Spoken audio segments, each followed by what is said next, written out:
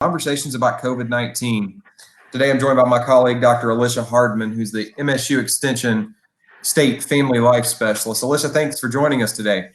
It's my pleasure. Thanks so much for inviting me, David.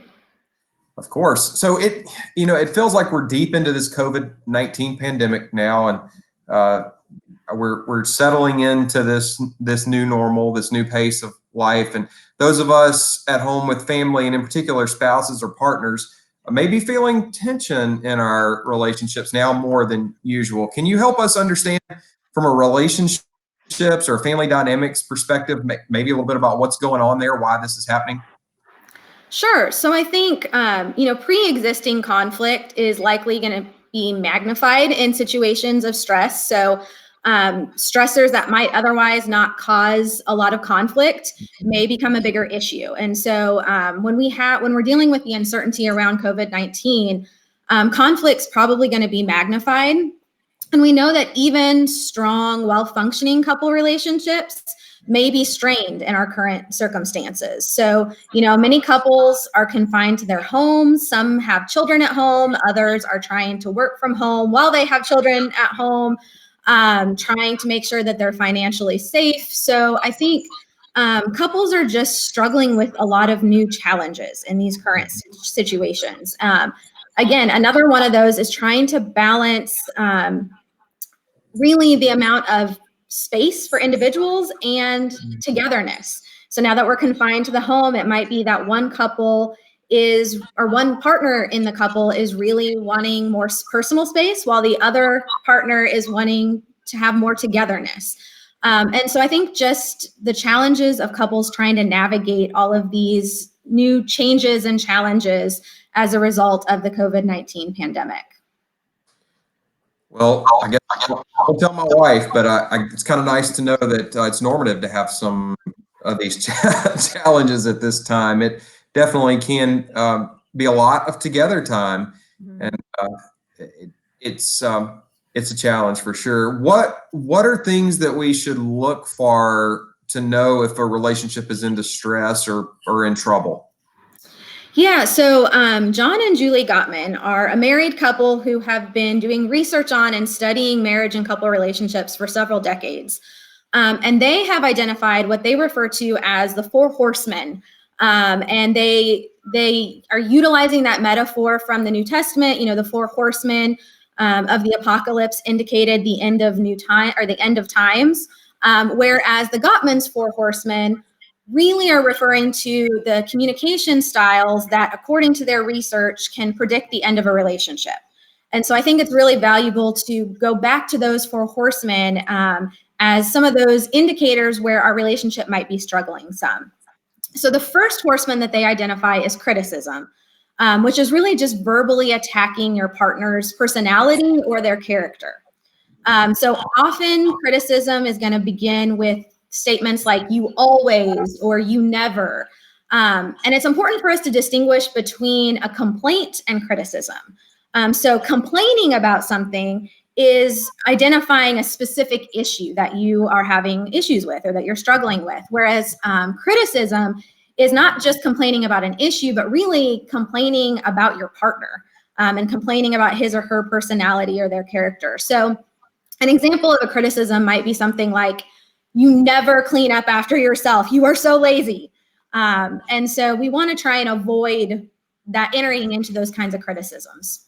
Yeah, Katie and I sometimes, if things get a little heated, one of us might bring out the always or nevers, and the other one will usually respond, "Don't you always me," or "Don't you never me." That's not true. So absolutely. Yeah. It's easy for people to slip into. I think we all do it. We all slip into these on occasion. It's just we don't want to make a pattern of interacting in these ways. So the second horseman that the Gottmans have identified is contempt.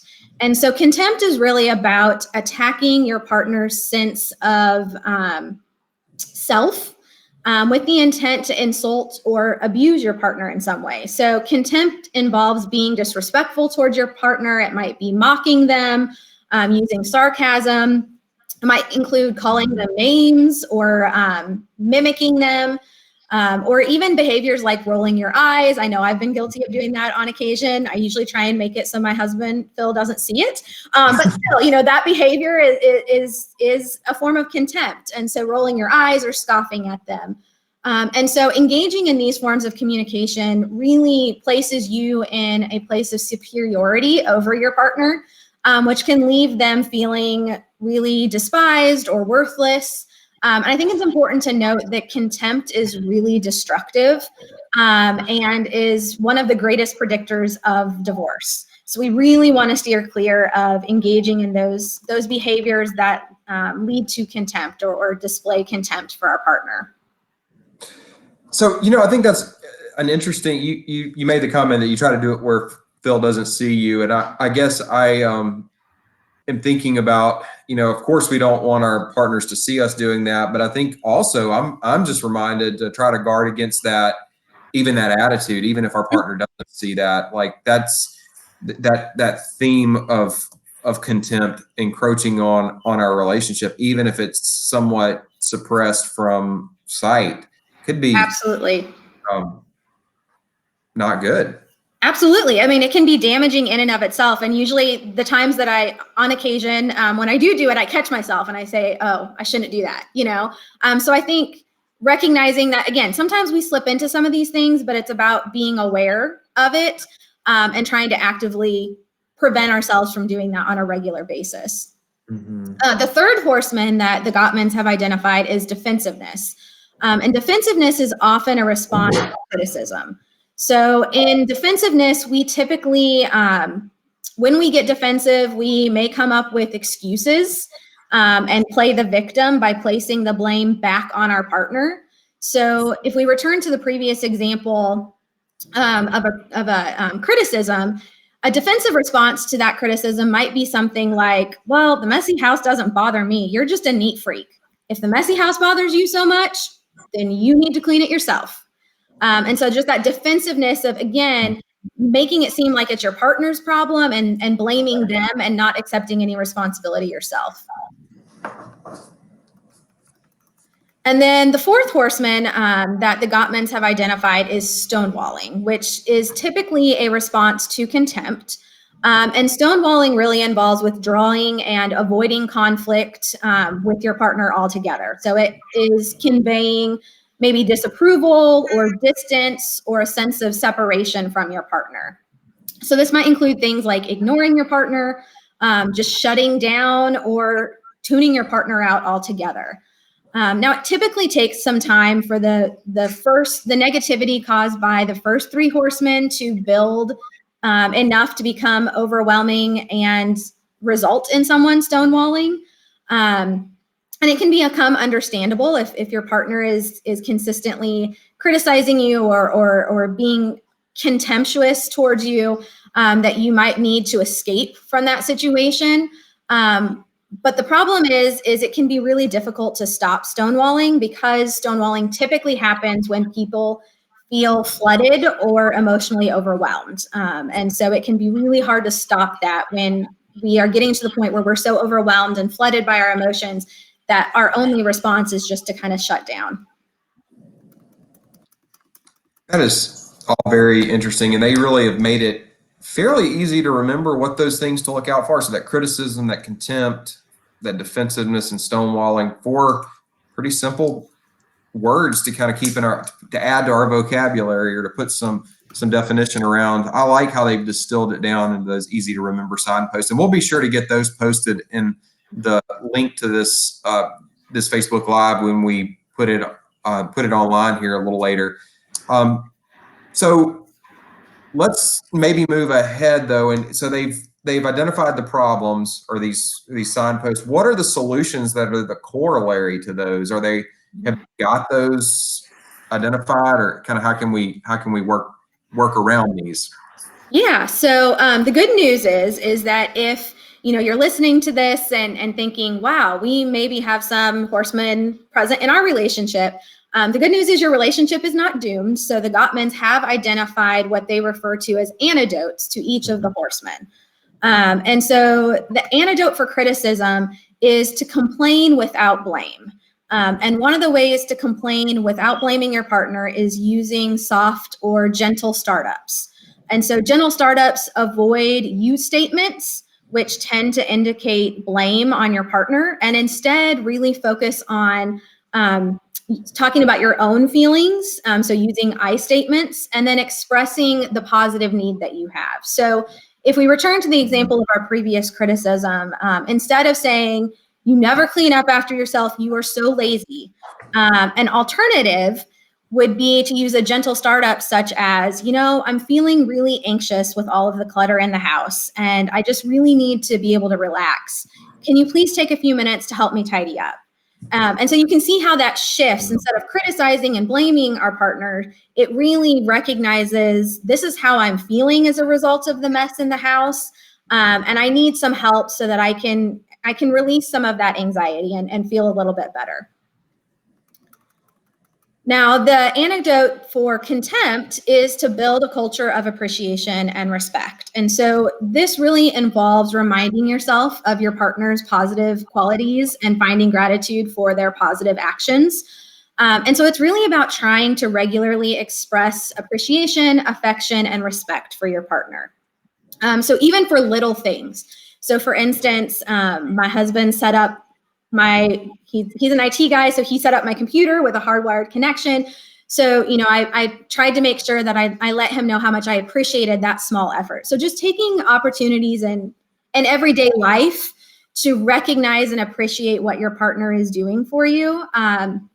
Because the Gottmans have really identified what they refer to as a magic ratio of positive to negative interactions. So the ratio is 5 to 1. So if you have 5 or more positive interactions for every 1 negative interaction, then you're making regular deposits into your emotional, relational bank account, which makes it easier to navigate conflict.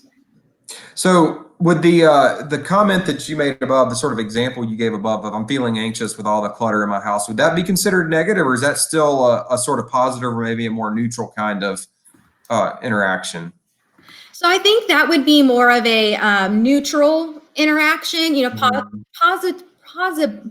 possibly positive, Right. in the way that you're stating your needs and you're sharing your feelings. And so, from that standpoint, I think it's really a positive interaction. But recognizing that relationships go 2 ways, right? And so we may think that we're saying something in a positive or a neutral way, and our partner may not take it that way. Got it. Which really kind of leads into the next antidote, which is, the antidote for defensiveness is to take responsibility for your actions. And so this really involves accepting your partner's perspective and recognizing that we may not intend something in a negative way, but our partner might take it that way. And then offering an apology for any wrongdoing. So even if you're only apologizing for a part of the conflict, and I think this is important. And it's important for us to recognize that in most conflict, both partners have a role to play. And so if both partners can accept responsibility and take ownership for their part of the conflict, that can really go a long ways to healing a situation.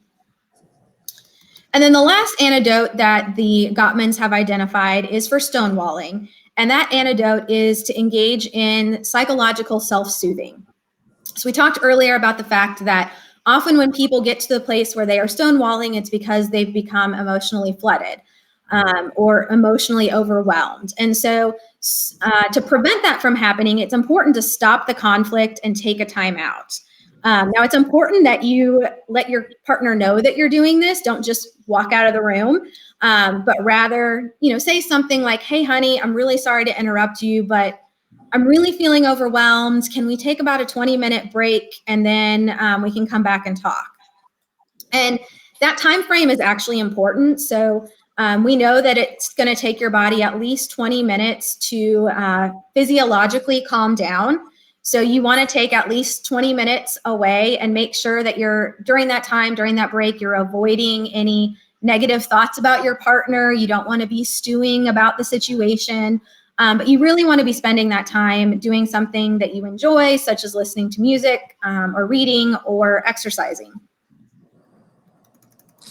That's helpful. And, it's so important, I think, especially in this time, for us to focus on fighting fair, recognizing that we're going to be challenged. It's difficult to stay in a small space with the same people for extended periods of time. Our little annoyances are going to be magnified. I think you said something to that effect. Yep. And it is, I know that I, for one, I like to work through the issue, get it done, and move on.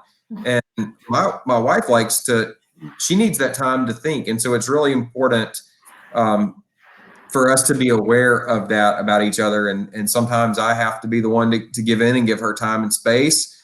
And then sometimes she will expedite her need for that time, that break to get through it, and in the interest of us just moving forward. So it is about compromise, and it's like I said, definitely a difficult time. So thank you for sharing all those insights.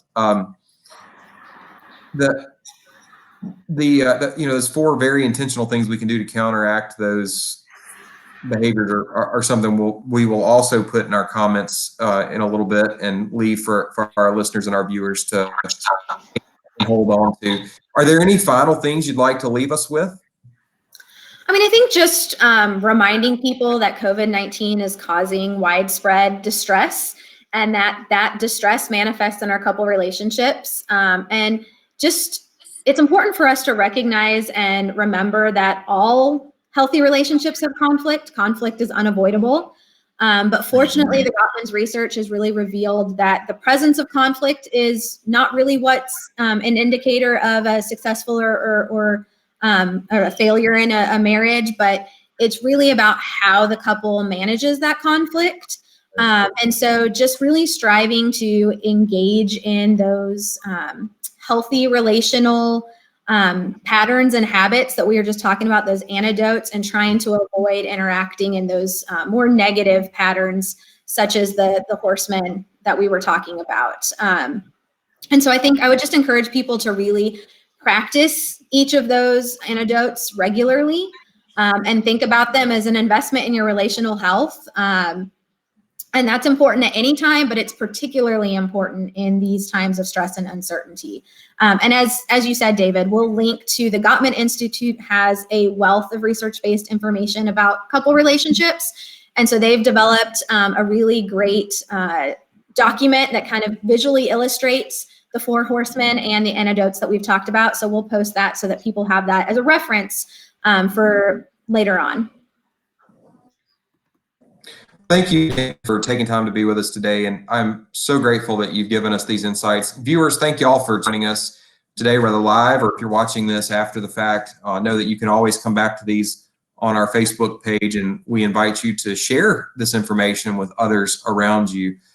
Leave a note in the comments section about what you liked or what you found helpful, and certainly let us know if there are other topics that you would find helpful as we have more of these conversations about COVID-19. As you can tell, they're not all conversations directly about the virus or the disease, but they are about living through this difficult time.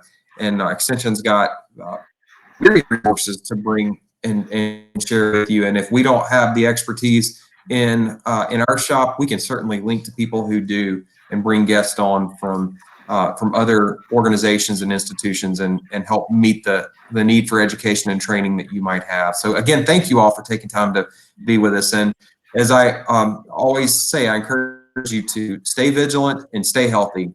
And of course, join us next time. Have a great day.